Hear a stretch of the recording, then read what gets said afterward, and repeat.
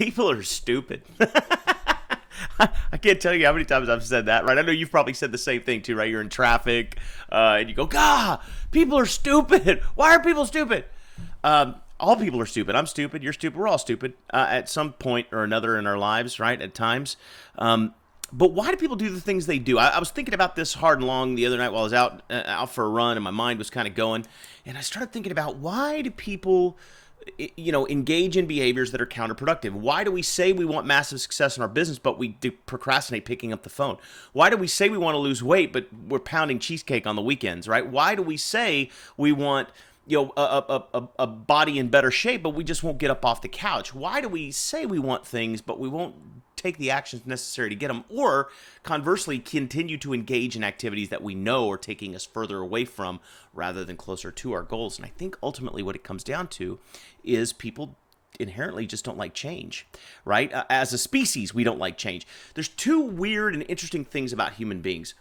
Human beings are the only species on planet Earth that intentionally and willfully fails to live up to its fullest potential. In every case, there's not a single human being on God's green earth that has lived up to their full potential. And we make conscious decisions not to.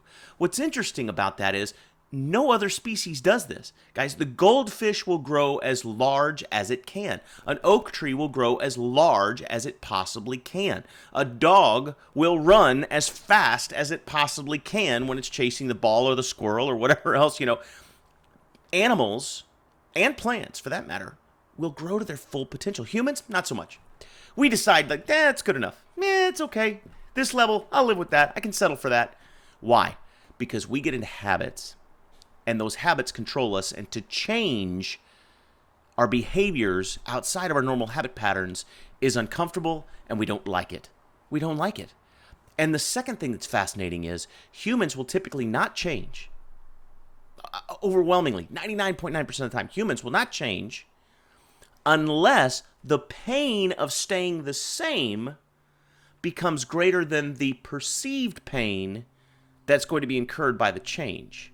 I'll give you an example. Every one of us has known someone who, didn't want to exercise, didn't want to change their eating habits, was perfectly, content being where they were with their health and wellness, whatever. Then they have a heart scare. Instantly, these people become health nuts and exercise fanatics, right? Why? Because the pain of the change suddenly became far less than the pain of staying the same, which could be potential death, right? So what has to happen is now we have to change the way we think about change. We have to begin to think about, focus on, concentrate on the positive aspects that are going to come about when we make positive changes in our lives. And we need to reemphasize in our own minds the potential negative consequences of, and the worst case scenarios of, those behaviors or habitual patterns of behavior that we want to see changed in our lives. The only way we're ever going to begin to make long-term, meaningful change in our lives is when we begin to think about, become conscious of, and think about differently the habit patterns that we hold. It's a tall order, but it's the only way to really change your life. That's the dose, guys.